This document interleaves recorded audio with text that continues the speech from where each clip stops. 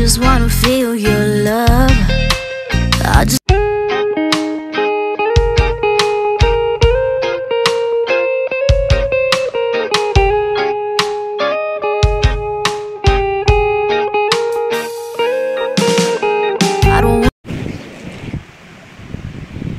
What's up mga friends? Yan, good morning. Good morning internet. Welcome to the channel. Jomar here of Jomar Ken's Vlogs. And today mga friends, this morning I'm here in the kitchen, in our kitchen. And ayan yung niluluto ko. Naglaga na ako ng saba, saging. So ipapakita ko rin sa inyo. Magluluto din ako ng aking ulam ngayon, which is my diet food. Ayan. So ito yung saba. Yung saba mga friends, yun yung pagkain ko. Instead of rice, saba yung kinakain ko kapalit ng rice, no? Nilagang saba. So instead of meat, yan, wala tayong hindi tayo nagbi-meat talaga. So minsan kumakain tayo ng chicken, minsan lang yun, no choice na talaga. Pero ako personally, most of the time I didn't eat meat like pork, chicken. So ang recommended sa akin ng doktor is beef. Para beef. Okay lang chicken minsan, pero kung chicken, ang recommended sa akin is free range chicken, native chicken, no? Hindi siya yung mga nasa farm binibreed, no? So eto, papakita ko sa inyo yung aking lulutuin na pagkain ng nagda-diet, no carb, no sugar, no rice diet. Siya mga friends, tokwa. Yan yung pamalit ko ng meat. So actually, favorite ko talaga yung tokwa, no? Simula nung nag-diet ako. Ito, ampalaya, yan. Yan lang lulutuin ko. Pa-fried ko muna yung tokwa, lutuin ko muna siya, deep fry yan. Gusto ko kasi crunchy. Yan. And after that, saka ko lulutuin ulit itong ampalaya. Pagkatapos pagluto na yung ampalaya, actually half cook lang din itong ampalaya, saka ko ilalagay itong luto na tokwa and oyster sauce. So ganun lang kasimple yung aking pagkain mga friends. Ganun lang yung niluluto ko.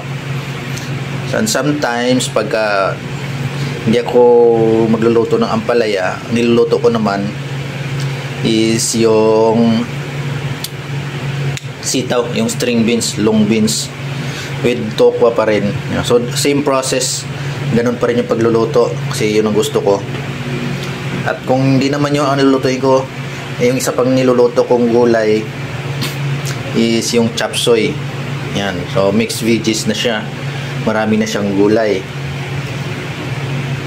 At yun din, pag sa may sabaw naman, gusto ko yung may sabaw pag halimbawa para sa kanila chicken.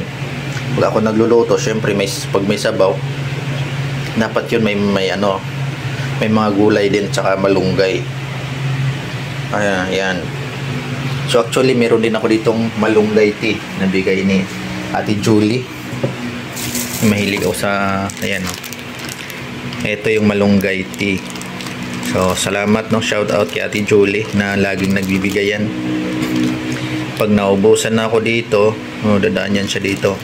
Binibigyan ako ng tea. Ayun mga friends, start na tayo magluto. Simulan ko na at luto na yung saba. Papalit ko na yung sasalan ko na yung tokwa deep fried para magiging crunch. Alright, let's go! At ayan na siya mga friends.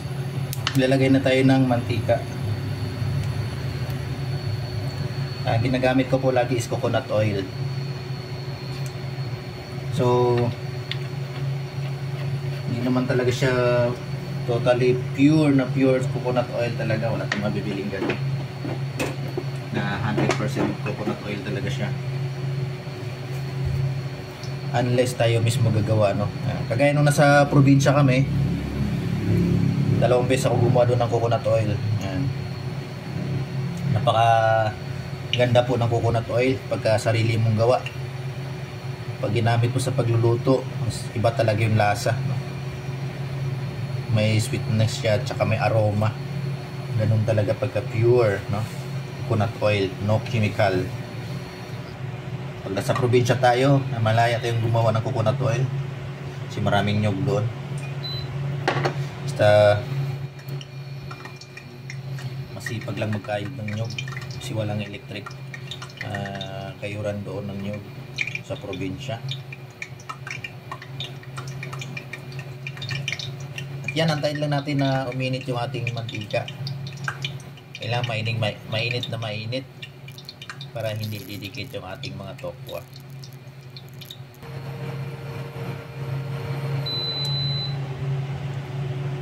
At ito na mga friends,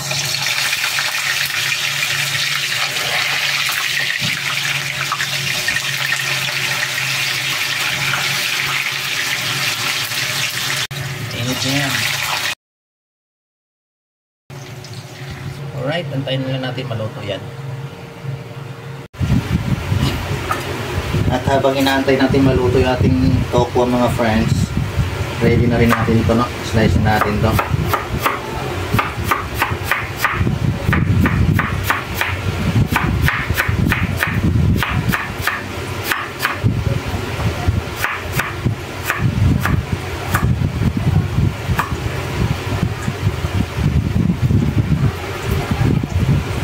Next naman natin i-slice itong sahog natin, sibuyas tsaka bawang. So ito lang gagamitin natin pa sahog mga friends, sibuyas tsaka bawang lang.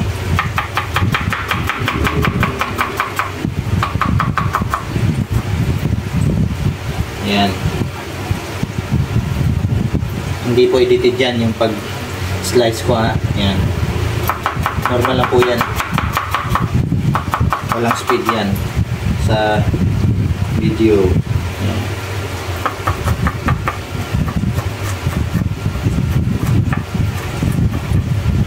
At ito na nga mga friends, mag-start na tayo magluto, no? Tapos na yung tokwa. So ito na yung tokwa. Yan. Ito yung ihalo natin mamaya. Oh, diba? Dahil natin uminit yung mantika dito sa ating kawali. Saka tayo mag-gisa ng sibuyas. Yan, umusok-usok na. Let's put it.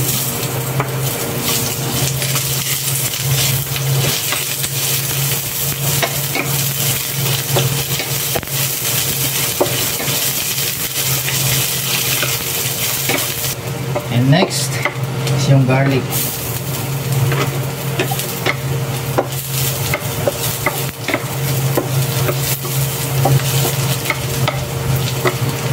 Hindi nyo ang palayan natin mga friends.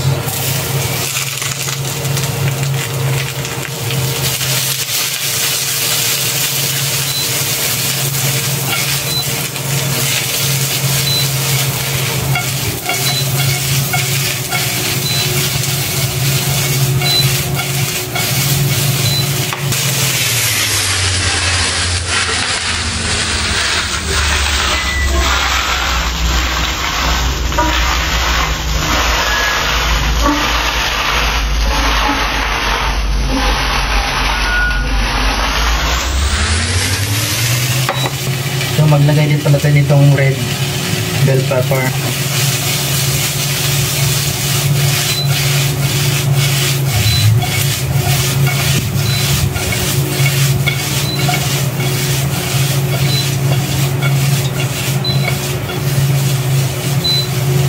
At kaunting oyster sauce muna.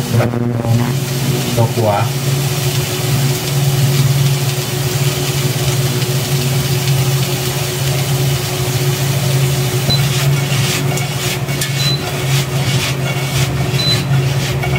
And ayan na siya mga friends.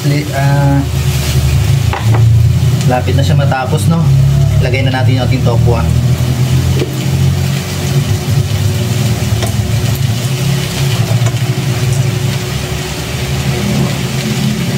So after unang pagkalagay natin ng tofu, lalagyan na natin siya ng oyster sauce. Pang finale na to mga friends.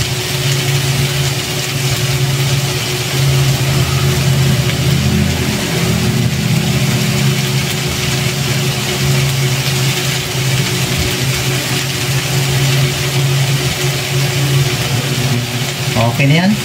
Tama na yung nilagay natin.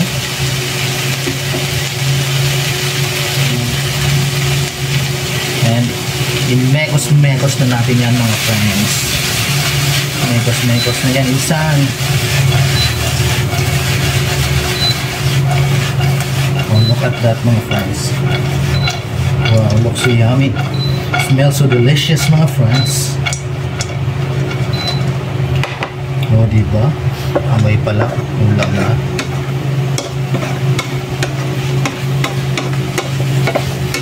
Kaubos ka na nito ng maraming saging. Oh, diba? So, ganyan yung pagluluto ko mga friends. No? Ganyan style ko kasi itong mga tofu natin, yung tofu natin crunchy pa yan. Kaya hinuhuli ko talaga siya.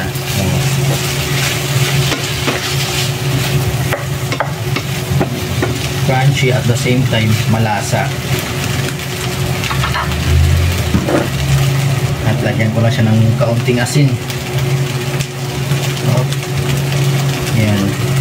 Buburan lang natin ng kaunting asin.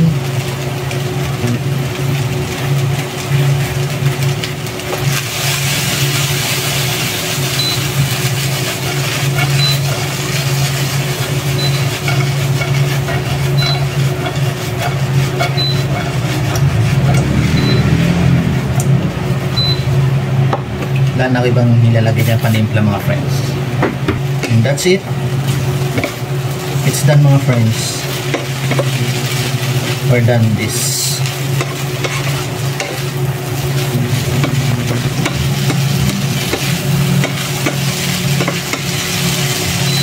Ayan, pinatay na natin ating stove. Ready to serve na po yan. Alright mga friends, thank you for watching. Please subscribe. Jomar here of Jomar Ken's Vlogs. Thank you for watching. God bless.